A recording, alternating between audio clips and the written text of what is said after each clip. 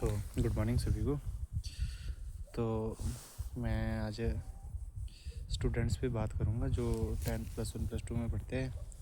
तो भाई क्या हुआ जी, चलो मेरा तो ऐसा है कि 10th +1 +2 अच्छे तरीके से पास हो गया। तो मैं कहीं ना कहीं फ़ेल होना चाहिए था बीच में, मेरे को दोबारा पढ़नी चाहिए थी +2 अच्छे से। उस टाइम मैं समझ नहीं पाया कि मेरे को कौन सा सब्जेक्ट रखना है कौन सा नहीं। मैंने आर्ट्स रख दिया मज़े मज़े में।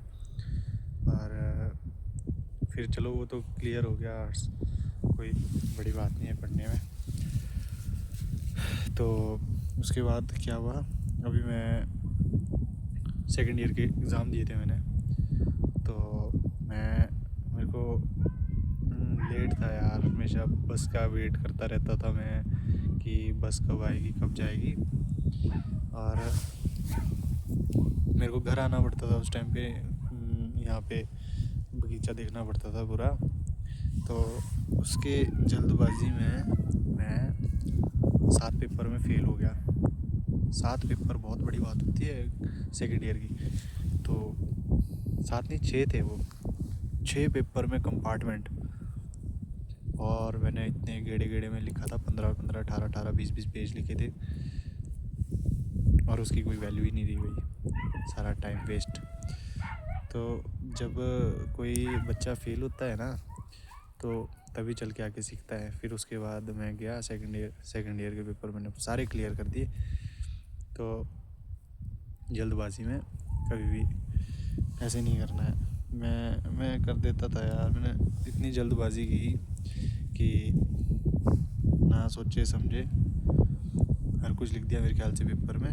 माइंड कहाँ रहता था, माइंड रहता था घर में कि मेरे को टाइम से बस पकड़नी है और मेरे को टाइम से घर जाना है, क्योंकि यहाँ पे कोई होता नहीं था। और कहीं ऐसा है कि अगर मैं वो एग्ज़ाम नहीं देता, मतलब एग्ज़ाम के चक्कर में रहता, तो यहाँ पे बंदर वगैरह आते थे तो पूरा वो खा जाते थे। तो फिर उसके बाद अब मेरा लास्ट ईयर रह गया। तो आप लोग जब भी कोई बच्चा फ़ेल होता है, फ़ेल होने के बाद ही सीखता है भाई सब। ऐसा नहीं है कि कई लोग क्या करते हैं, सुसाइड करने में लग जाते हैं। कुछ फ़ेल हो गया, डिप्रेशन इतना हो जाता है कि हद से ज़्यादा। क्या हो गया भाई, अपनी मेहनत से हुआ है फ़ेल भी। हमने मेहनत नहीं की तो फ़ेल हो गया। इस साल नहीं तो अगली साल, अगली साल नहीं तो उससे अगले साल तो पास ही हो जाएंगे, वो भी अच्छे नंबर से। और दिमाग में वो चीज़ याद भी रहेगी। मेरा फ्रेंड था एक, तो भी कहीं ना कहीं 2 से 3 बार फ़ेल हुआ था इंग्लिश में। लास्ट टाइम तो पास ही हो गया। तो ये चीज़ है कि डिमोरलाइज नहीं होना पड़ता कभी भी लाइफ में। कई ऐसा होता है कि नीट के एग्ज़ाम दे दिए लोगों ने, और नीट के एग्ज़ाम वो कहीं लीक हो गया, कोई हो गया, कुछ हो गया, और लोग बिना सोचे समझे सुसाइड कर लेते हैं। पूरी ज़िंदगी है भाई, आप पढ़ो और कहीं ना कहीं अपना हॉस्पिटल खोलो। डिग्री मैटर नहीं करता। डिग्री अब वो है कि कई बार ऐसा होता है कि मेरे को बुखार हो गया या मेरी फैमिली में किसी को बुखार हो गया, तो बुखार के साथ हमेशा बॉडी पेन रहता ही रहता है। तो एक बुखार की गोली लो, एक बॉडी पेन की दवाइयाँ लो और वो खाओ और ठीक हो जाओ। एक बार क्या हुआ कि मेरे मम्मा को दर्द थी दाढ़ में, इस साइड की दाढ़ थी एक।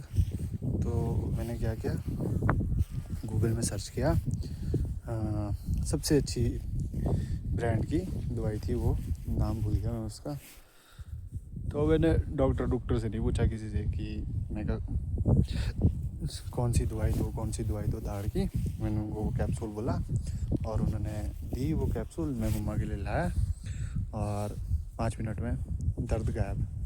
तो सारा गेम अब गूगल में है, आप गूगल में चेक कर सकते हैं, वो चाहे साइंस का हो चाहे जिस मर्जी सब्जेक्ट का भी हो। तो इस तरीके से बहुत आसानी इस तरीके से हो जाता है। अब मैं ChatGPT से बात कर रहा था, एक वॉशिंगटन का बंदा था।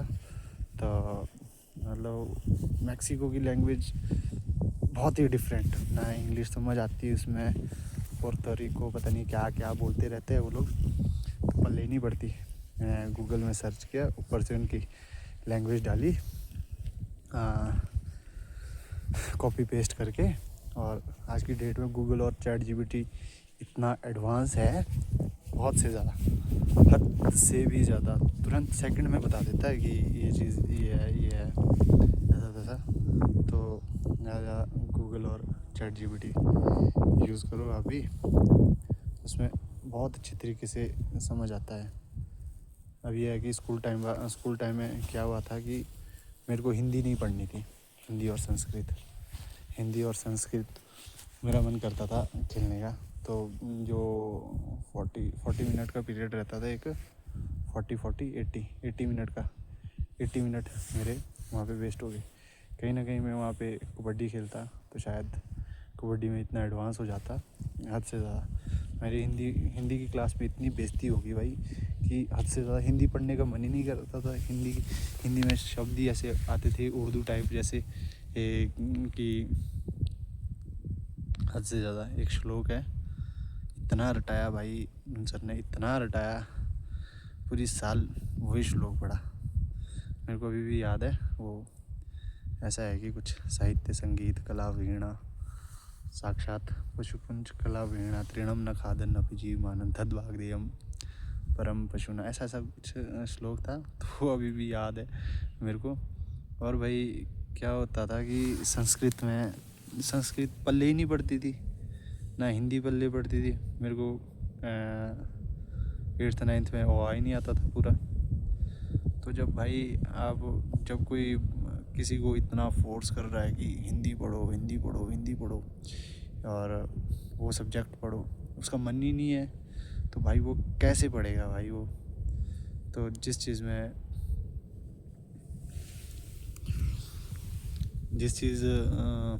जो चीज़ आपको पढ़नी है ना स्टार्टिंग से, वो उसी की मास्टरी करो।